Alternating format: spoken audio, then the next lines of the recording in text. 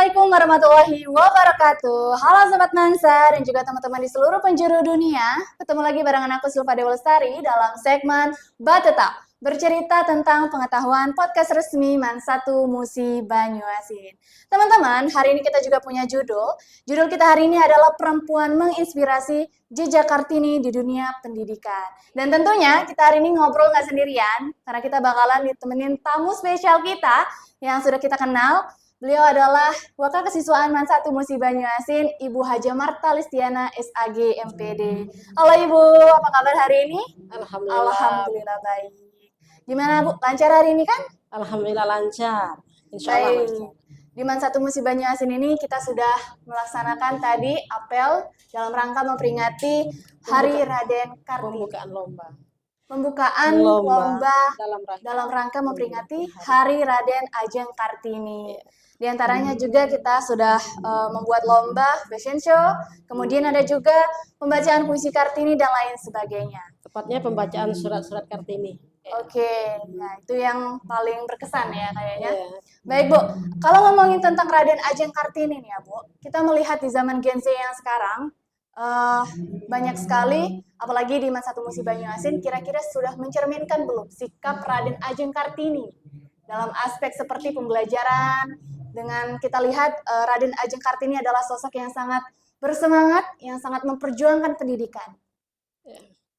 Baik, terima kasih Silva. Terima kasih penonton semua. Baik, terima kasih ketika ditanya bagaimana kondisi anak Man1 Musi Banyuasin, apakah sudah mencerminkan semangat Kartini? Menurut saya, ada sebagian anak-anak itu yang sudah mencerminkan semangatnya Kartini. Karena Kartini itu semangat memperjuangkan kemerdekaan pendidikan bagi kaum perempuan, dan terlihat beberapa anak sudah semangat memperjuangkan pendidikannya sendiri, terutama dalam di Man1 Musi Banyuasin. Tapi masih ada anak-anak itu yang masih belum kelihatan semangatnya. Mungkin karena mereka terpengaruhi oleh stigma bahwa perempuan itu tidak perlu belajar tinggi, tidak perlu sekolah tinggi, karena pada akhirnya mereka itu nanti menikah, jadi ibu rumah tangga, dan kerjaannya di dapur.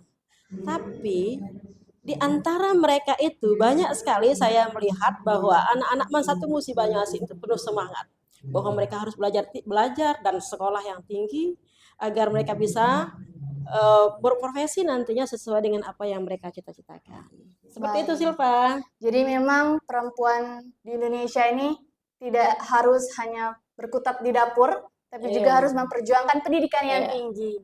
Inilah hebatnya wanita, bahwa dia harus siap bekerja di dapur, dan dia juga mampu untuk berperan sebagai laki-laki, ya seperti laki-laki yang bekerja sesuai dengan kemampuannya, seperti itu.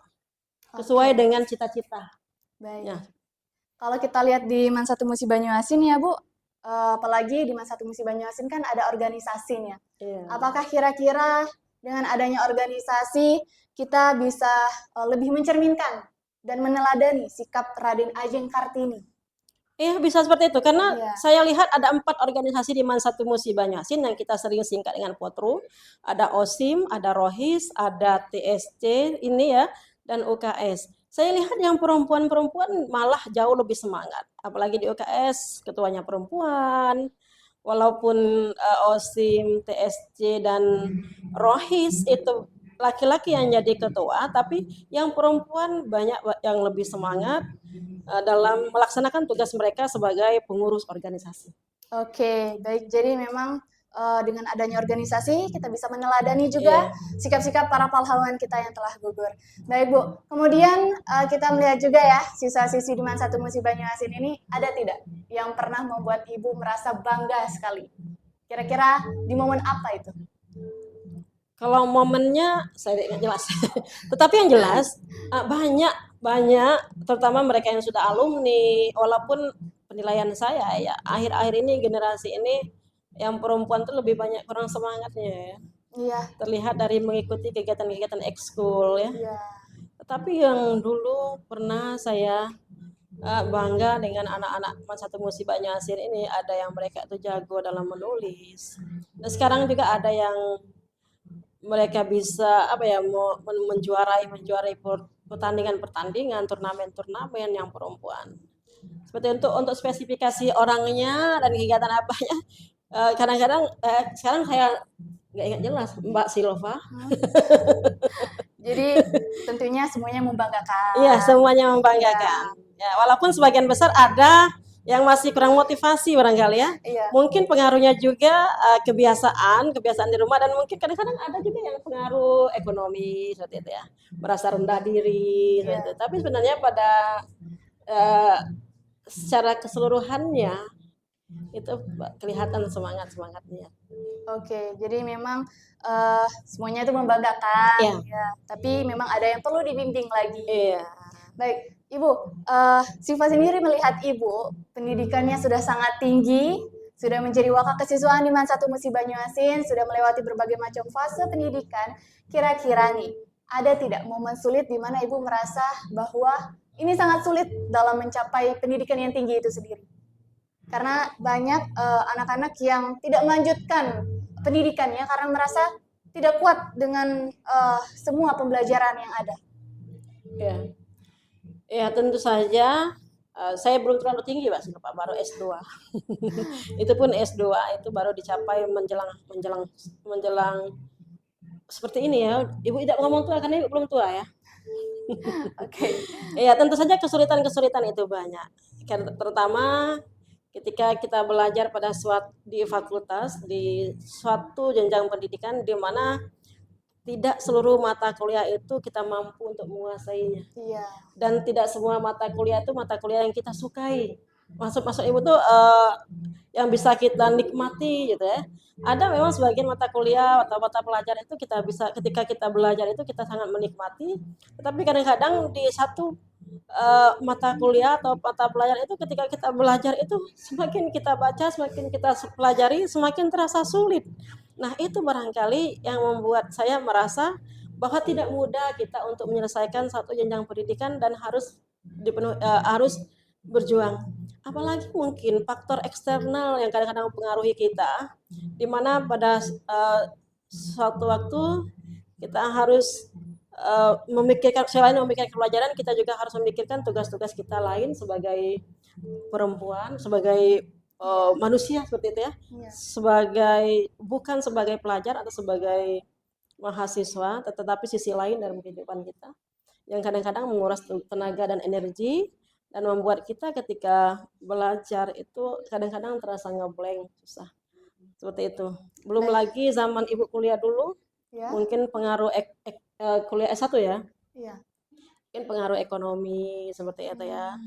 Yang kadang-kadang harus lebih memikirkan keadaan orang tua dari kebutuhan pribadi seperti itu. Baik, jadi memang semua itu sulit, tapi untuk mencapai suatu mimpi tidak ada yang mudah. Iya, tidak ada yang mudah dan pastinya perlu perjuangan. Walau terasa sulit, tetap bawa enjoy, santai. Iya, bawa santai. Intinya bawa santai, sesulit apapun yang kita hadapi, insya Allah pasti ada jalan. Seumpama kita akan melewati suatu jalan, mungkin yang kita lewat kelihatan dari sini jalan itu buntu. Iya. Ya, padahal ketika kita sudah lalui, baru kita tahu bahwa jalan itu terbuka untuk kita. Ya, masih ada celah di mana kita bisa celah, lewat. Iya, seperti itu. Oke, baik. Silva lihat Ibu sendiri sepertinya punya semangat. Kira-kira apa yang membuat Ibu untuk semangat berjuang untuk memperjuangkan pendidikan?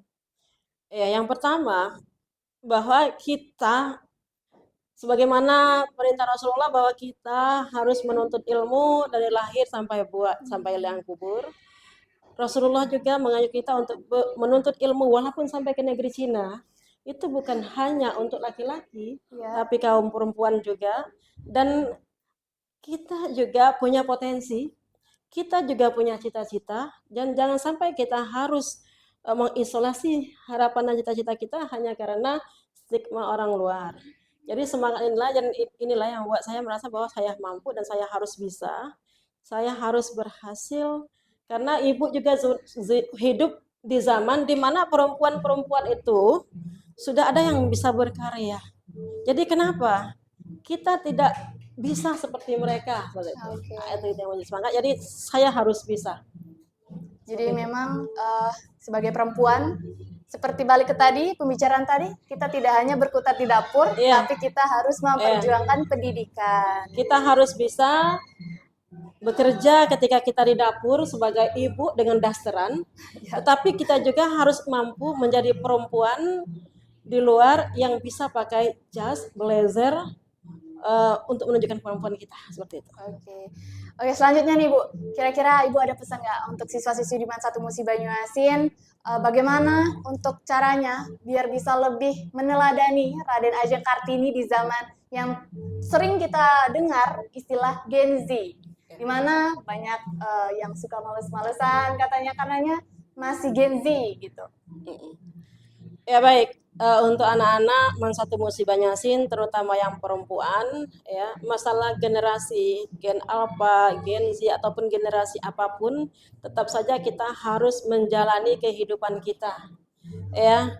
Tidak, jangan kita patokan pada Gen Z harus begini. Tetap setelah tuanya kita juga akan menikmati hasil apa yang kita kerjakan pada hari ini. Apapun yang kalian nikmati kelak di masa depan, itulah hasil dari apa yang kita usahakan di hari ini.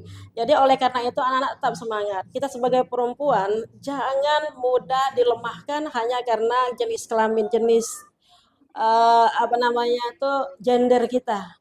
Perempuan dan laki-laki punya hak yang sama di zaman sekarang.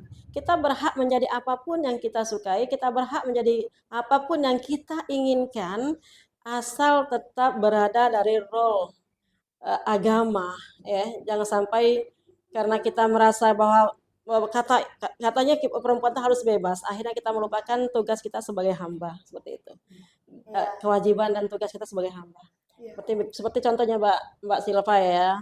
Kalau misalnya profesi apapun yang kita inginkan boleh, tetapi tetap saja di mana profesi itu yang membolehkan tetap pakai hijab, seperti itu, ya. Jangan menghalangi kita memakai hijab. Tapi ketika kita menyukai profesi, di mana profesi itu menghalangi kita untuk berhijab atau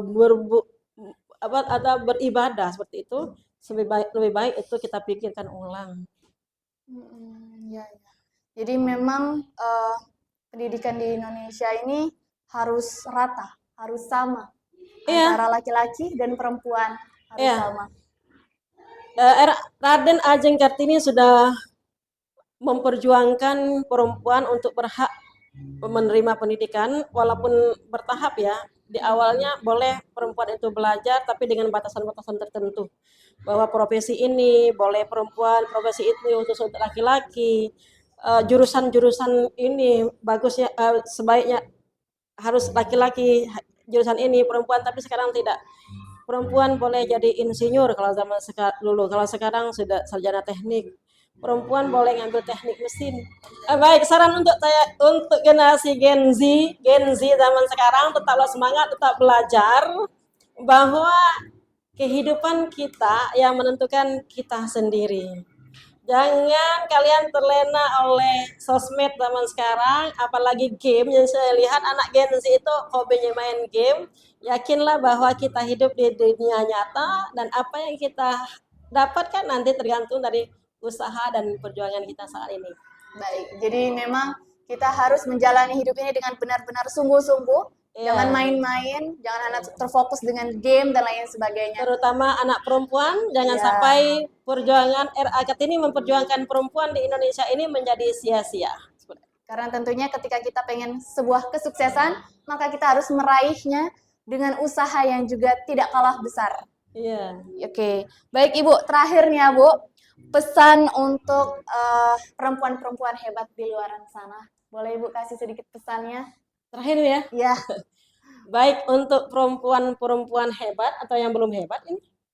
Semua perempuan hebat. Semua perempuan. Makanya dulu di MUBA ada namanya Ibu Hebat, ya. Karena semua perempuan hebat, karena ada tugas perempuan yang tidak bisa dikerjakan oleh laki-laki. Seperti itu. Sementara pekerjaan laki-laki itu bisa dikerjakan perempuan. Nah, pesan saya terhadap perempuan-perempuan di luar sana, jadilah cahaya sebagaimana harapan judul buku Raden Ajeng Kartini, habis gelap terbitlah terang. Terang adalah cahaya, jadilah cahaya yang menghapus gelap, dan yang bisa menularkan cahaya-cahaya itu kepada orang lain. Baik. Pesan yang sangat menyentuh untuk seluruh perempuan di Indonesia. Jadi semua perempuan di Indonesia wajib memperjuangkan pendidikannya, wajib sukses, dan juga semua perempuan di Indonesia bisa menggapai semuanya dan semuanya itu setara antara laki-laki dan perempuan. Baik, terima kasih Bu Marta Terima kasih kembali, Mbak Silva. sudah hadir di podcast kita hari ini. Dan teman-teman, dalam obrolan kali ini kita mendapat satu hal penting, bahwa semangat Raden Ajeng Kartini tidak pernah padam, namun selalu hidup di hati semua perempuan Indonesia dan juga selalu ada di setiap langkah dan juga selalu bisa kita teladani sikapnya. Kemudian perempuan hari ini juga, perempuan di zaman sekarang juga bukan tentang siapa yang paling kuat, tapi siapa yang berani mencoba, yang berani menuntut ilmu, yang berani memperjuangkan pendidikannya. Kemudian untuk teman-teman semuanya, khususnya siswi Diman 1 Musi Banyuasin, jangan pernah ragu untuk meraih mimpi kalian, jangan pernah malu untuk mencoba semua hal yang kalian sukai, jika itu berdampak positif bagi diri kalian, dan juga jangan pernah terpengaruh untuk hal-hal negatif di luar sana, karena tentunya perempuan itu punya harga diri yang tinggi. Baik, terima kasih teman-teman. Hari ini podcastnya cukup sampai di sini. Kita ketemu lagi di podcast selanjutnya tentunya dengan cerita-cerita yang seru dan akan ditemani dengan tamu-tamu spesial lainnya. Saya Silva Lestari beserta kru yang bertugas pamit undur diri. Wassalamualaikum warahmatullahi wabarakatuh. Waalaikumsalam warahmatullahi wabarakatuh.